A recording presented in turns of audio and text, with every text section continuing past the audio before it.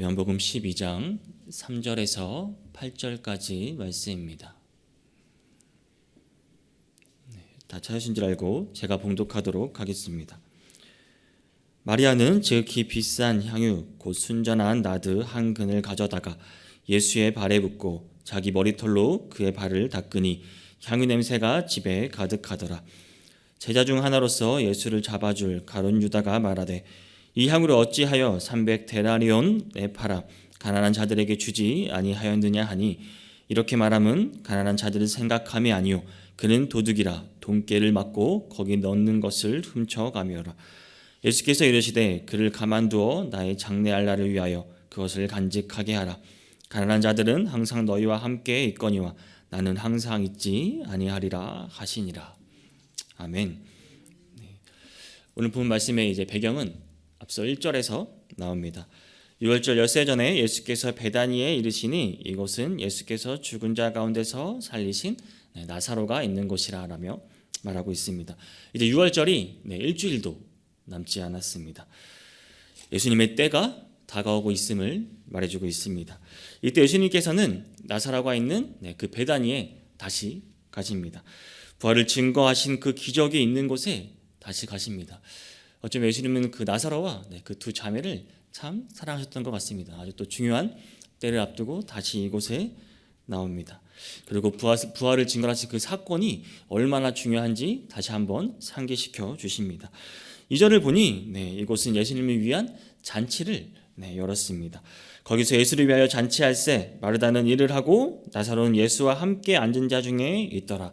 마르다는 여전히 잔치를 준비하고 일을 하며 섬기는 모습으로 등장합니다. 그리고 며칠 전만 해도 병에 걸려서 누워있던 그리고 무덤에 누워서 죽었던 나사로가 부활을 증거하며 예수님과 함께 앉아서 식사도 하고 웃으며 즐겁게 잔치를 열고 있습니다. 예수님 이제 나사로와 그 두 자매는 자기들에게 베푸신 그 은혜에 너무 감사하여 예수님을 초대해서 잔치를 베풀고 있습니다. 마르다는 음식을 준비하고 나사로는 그 잔치를 주관자로서 예수님과 또 함께 온 그 동행자들을 함께 접대하고 있는 모습입니다. 예수님과 함께하는 이 잔치 상상만으로도 너무나 즐겁지 않습니까? 우리도 이렇게 주님과 함께할 날을 소망하고 있지 않으신가요? 언젠가는 죽어야 하는 우리들에게 참으로 소망이 되는 모습입니다. 죽은 자들을 다시 살리실 것을 나사로를 통해서 이미 보여주셨고 죽음으로 슬퍼하는 마르다에게 예수님께서는 11장 25절 26절에서 나는 부활이요 생명이니 나를 믿는 자는 죽어도 살겠고 무릇 살아서 나를 믿는 자는 영원히 죽지 아니하리니 이것을 내가 믿느냐. 아멘. 여러분 이 말씀을 믿으시나요? 우리 또한 죽음을 피할 수 없지만 다시 살고 주님과 함께 이 천국 그 복을 누릴 날을 소망하며 우리는 살아갑니다. 예수님과 함께 잔치하며 즐거워하는 모습을 상상하면서 오늘 이야기를 함께 오늘 말씀을 함께 나누기를 원합니다. 이러한 소망을 가지고 살아간다면 우리도 항상 기쁨과 즐거움으로 살아갈 수 있지 않을까요? 이 사실을 기억하며 큰 기쁨과 소망을 가지고 하루하루 살아가시기를 바랍니다. 이렇게 살아갈 때 아직 등장하지 않은 한 인물이 있습니다. 마리아죠. 이 마리아의 모습을 보면 우리가 어떻게 살아가야 하는지 많은 것을 생각하게 됩니다. 한 여인의 헌신을 통해 우리가 오늘 어떻게 살아가야 할지 함께 나눠보기를 원합니다. 오늘 말씀의 제목은 한 여인의 헌신입니다. 이제껏 등장하지 않은 인물 마리아가 이제 등장합니다.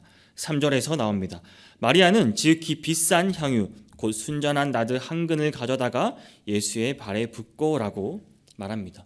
5절에서 보면 이 향유는 무려 300데나리온 정도 하는 것으로 나옵니다. 하루도 아니고 이 돈은 한 달도 아니고 노동자 1년치 품삯에 해당하는 상당히 큰 돈입니다. 1년치 연봉에 해당하는 이 향유를 아낌없이 주님의 발에 붓습니다. 마리아가 얼마나 주님을 사랑하고 이 오빠를 나사로를 살려주신 이 사건에 대해 얼마나 감사한지 그 은혜에 대해 얼마나 감사한지 알 수 있는 대목입니다. 이 정도만 했어도 감동이 있을지도 모르나 이 정도는 어쩌면 누구나 돈만 가지고 있으면 할 수 있었을 행동일 수도 있습니다. 물론 돈만 있다고 해서 아무나 할 수 있는 것은 아니지만 이 이후에 있을 마리아의 행동을 보면 이 감동은 더 그 2배 이상의 배가 되어 다가옵니다. 마리아가 위대한 것은 이후의 행동에 대해서 더 높은 이유가 있습니다. 바로 향유를 붓고 난 후에 자기 머리, 그 머리를 가지고 그의 예수님의 발을 닦습니다. 3절 하반절을 보니 자기 머리털로 그의 발을 닦으니라고 말합니다. 자기의 머리털로 주님의 발을 씻었습니다. 당시 유대 사회에서 그 여성의 머리털은 그 여성 자신의 인격을 상징하는 매우 중요한 머리였습니다. 마리아가 그러한 머리털로 주님의 발을 씻었다는 것은 그녀가 이미 주님을 위해서 모든 것을 내려놓고 자신의 수치심을 다 내려놓았다는 것입니다. 온전히 자신의 모든 것을 주님에 드렸다는 것을 의미합니다. 너무나 아름다운 헌신 아닙니까? 이 얼마나 위대한 일입니까? 주님께서 이 행동을 얼마나 기뻐 받으셨을까요? 주님은 이 값비싼 향유 그 자체가 아니라 이렇게 아름다운 한 여인, 그 여인의 마음과 정성을 받으신 것입니다. 마가복음 14장 9절에서는 내가 진실로 너희에게 이르노니 온 천하에 어디서든지 복음이 전파되는 곳에서 이 여자가 행한 일도 행하여 말하며 그를 기억하니라 하시니라. 이 한 여인의 이 진심 어린 헌신, 이래서 이것은 지금까지 우리에게 전해지고 있습니다. 주님이 오시기 전까지 영원히 남아있을 이 성경에 기록되어서 지금 우리가 듣고 있다는 사실입니다. 사랑하는 성도 여러분, 주님께서는 이렇게 진심 어린 그 한 여인의 마음과 정성을 받아주셨습니다. 그 마음과 정성을 보시는 것입니다. 무조건 많은 헌금과 값비싼 헌물로 드리면 주님을 기뻐할 수 있다고 혹시 생각하시는 분은 없으시겠지요. 진정으로 감사하는 마음 없이 입술만으로 찬양하고 껍데기로만 주님을 섬기는 분은 없으시겠지요. 주님은 우리의 겉모습, 값비싼 헌물을 우리에게 원하시는 분이 아니십니다. 마리아의 행동이 빛났던 것은 그가 300데나리오나 하는 향유를 주님께 아낌없이 부어드린 것, 그 행동 때문입니다. 그 마음과 그 중심을 보셨기 때문에 이 행동이 그만큼 더 가치가 있는 행동이었습니다. 더 중요한 것은 우리 마음에서 나오는 그 중심에 나오는 그 마음과 정성이라는 사실입니다. 우리는 살아가면서 주님과 이처럼 우리 마음과 정성을 드려야 합니다. 이로 인해 주님께 기쁨이 될 수 있기를 바랍니다. 누가복음 21장 4절은 이렇게 말합니다. 저들은 그 풍족한 중에서 헌금을 넣었거니와 이 과부는 그 가난한 중에 자기가 가지고 있는 생활비 전부를 넣었느니라 하시니라. 아멘. 여러분의 마음과 정성을 드리시기를 바랍니다. 또한 우리가 이렇게 마음과 정성을 드렸을 때 이때 세상을 향기롭게 할 수 있습니다. 3절 후반절을 보면 향유 냄새가 집에 가득하더라라고 말합니다. 이제 마리아가 그 옥합을 깨고 주님의 발에 향유를 부음으로써 나드 향유로부터 흘러나오는 그 향기가 온 집안을 가득 메우게 됩니다. 여러분 한번 이 장면을 한번 같이 상상해 보기를 원합니다. 이 잔치가 어떠한 잔치입니까? 주님의 은혜에 감사하며 그 나사로와 그 자매가 예수님을 초대했습니다. 특별히 정성껏 얼마나 정성껏 이 잔치를 준비했겠습니까? 그러므로 이 잔치에 초대된 사람 물론 풍성한 음식과 함께 기쁨으로 또 즐거움으로 담소도 나누고 이 잔치를 즐기고 있을 시간입니다. 그런데 이때 그 자리의 주인공 예수님께 한 여인이 다가옵니다. 아마 초점이 예수님이었기 때문에 많은 사람들이 예수님을 보고 있었을 것입니다. 그런데 한 여인이 나타나서 갑자기 향유 한 컵을 깨트리고 이 향유를 예수님 발에 붓습니다. 자기 머리털을 풀어 주님의 발을 닦기 시작합니다. 이 순간 분위기가 어땠을까요? 많은 사람이 그 모습을 바라보고 있었습니다. 아마 정적이 흘렀을 것입니다. 이렇듯 어쩌면 사람들은 자신의 그 존재마저 잊고 온몸을 낮춰 주님을 섬기고 있는 이 마리아의 모습을 보며 잠시 말을 잇고 이 상황을 지켜봤을 것입니다. 시간이 조금 지나자 그 옥합에서 나오는 그 향유의 향기가 온 집안을 가득 메우기 시작합니다. 이 한 여인의 헌신으로 인해서 그 감동이 더 배가 되어 향기와 함께 이제 온 집안을 메우기 시작합니다. 이러한 향기와 감동이 주님의 말씀처럼 복음이 전해지는 곳마다 함께 와서 우리에게까지 전해진 것입니다. 우리들의 마음속에도 동일한 이런 향기와 감동이 전해지기를 원합니다. 우리도 이와 같은 향기를 세상에 전해야 하는 것입니다. 사랑하는 성도 여러분, 이처럼 한 여인이 주님을 위해 정성껏 부은 이 향유 옥합은 이 집안뿐 아니라 그 자리에 모인 모든 사람들의 그 마음에 감동을 줬습니다. 또한 오가는 사람들, 또한 모든 성도님들이 또한 이 마음의 향기를 가득 채워지기를 원합니다. 한 여인의 진심 어린 이 주님을 섬기기 위해 깨뜨렸던 이 옥합의 향기, 이것은 시공간을 초월하여 복음이 전파되는 온 세계를 가득 메울 수 있게 된 것입니다. 오늘날 우리도 이 마리아와 같은 옥합을 깨뜨려 주님께 부으며 우리는 더 낮은 모습으로 성도님들 섬기고 또한 주님을 섬겨야 하는 것입니다. 교만과 우리의 증오로 가득 찬 이 세상에서 겸손한 사랑으로 채우고 각종 제약으로 써가는 이 세상에서 천국의 진리와 향기로 가득 채우는 성도님들의 마음과 그 마음이 되시기를 주님의 이름으로 축복합니다. 우리는 주님께 마음과 정성을 다해야 합니다. 그러면 그러한 말을 하고 행동을 해야 합니다. 그러나 우리가 이러한 또 마음과 정성을 다해 섬길 때 때로는 오해와 비난이 대상이 될 수 있음을 또한 우리는 인지해야 합니다. 오늘 본문에서도 마리아의 이러한 행동에 가룟 유다와 같은 비난과 질책이 기록되어 있습니다. 5절에서 이 향유를 어찌하여 300데나리온에 팔아 가난한 자들에게 주지 아니하였느냐 하니 라고 말합니다. 왜 그 비싼 향유를 팔아서 가난한 자들에게 나누지 않고 왜 쓸데없이 지금 낭비하고 있느냐 이렇게 유다는 말하고 있습니다. 사도 요한은 유다의 이러한 행동의 동기를 6절에서 말해줍니다. 이렇게 말함은 가난한 자들을 생각함이 아니요 그는 도둑이라 돈깨를 맞고 거기 넣는 것을 훔쳐 가밀어라. 유다의 진정한 동기는 그 말에 있는 게 아니었습니다. 돈에 대한 탐욕 때문이었습니다. 6절에서 그 동기를 분명하게 증거하고 있습니다. 하지만 그 자리에 있던 여러 사람 가운데 이렇게 말하는 유다에 대해 별다른 이의를 제기한 그 이야기는 나오지 않고 있었습니다. 아마 동기는 다르지만 유다와 비슷한 생각을 했던 것으로 여겨집니다. 마태복음 26장 8절에서는 이 부분을 제자들로 표현합니다. 제자들이 보고 분개하며 이르되 무슨 의도로 이것을 허비하느냐. 유다뿐 아니라 또 제자뿐 아니라 아마 대다수의 사람들이 그 모습을 보고 의아했을 것입니다. 왜 저렇게 1년치나 되는 비싼 돈을 주님의 발에 붓지 한번 생각하며 많은 사람들이 같은 생각을 하고 있었을 것입니다. 즉 거기 있던 사람들이 눈에도 비싼 향유를 이초라 예수님의 발에 모두 부어버리는 이 마리아의 행동을 낭비로 생각했다는 것입니다. 마리아의 행동은 물론 주님은 이 행동을 아셨겠지요. 다른 사람들에게는 뭐 명시적이든 뭐 암묵적으로든 이와 같은 오해와 비판을 받을 수밖에 없었습니다. 세상이 그렇습니다. 오늘날 우리도 때때로 하느님을 향해 우리는 순수한 동기로 일을 하고 말을 하지만 그에 대한 행동으로 인해 세상은 뜻하지 않은 오해와 비난을 우리에게 줄 수 있다는 것입니다. 특히 우리가 전도를 하게 되거나 그럴 때 더욱더 이러한 경험을 우리는 많이 하게 됩니다. 나의 말에 의해 나의 행동으로 인해 의도치 않게 어떤 사람에게는 상처가 되고 그것으로 인해 우리는 비난받을 수 있다는 것입니다. 왜냐하면 일반적으로 사람들은 그 한 사람의 내면의 그 진정한 동기보다 겉으로 드러나는 모습을 더 많이 보기 때문입니다. 자신이 가진 그 좁은 편견, 자신의 생각만으로 섣불리 판단하는 경향이 있기 때문에 이것은 어찌할 수 없는 세상의 이치입니다.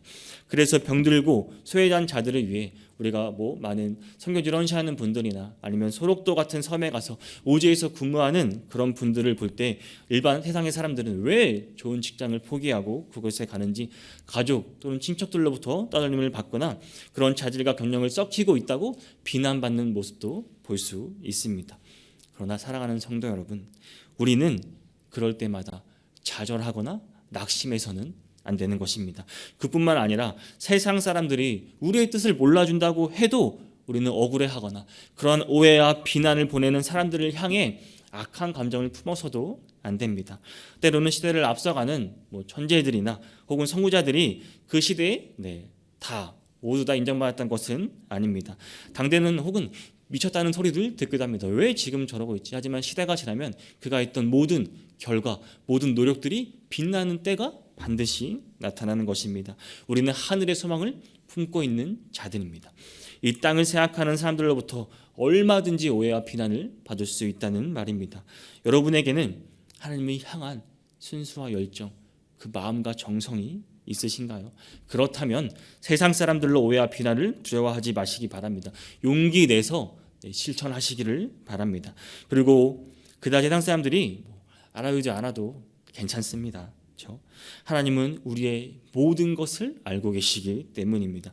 마리아의 이 마음을 주님께서는 결코 잊지 않으셨습니다. 성경에 기록해 대대로 우리에게까지 전해지게 하셨습니다. 주님께서는 다시 오시는 날 누가 진정으로 하나님을 사랑했던지 그 사실을 밝히 드러내실 것입니다. 순수한 사랑과 열정으로 하나님을 높이면 하나님께서도 반드시 여러분을 높여주실 것입니다. 땅의 것만을 가지고 오해와 비난을 퍼붓던 그 자들을 반드시 부끄럽게 하여 주실 것입니다.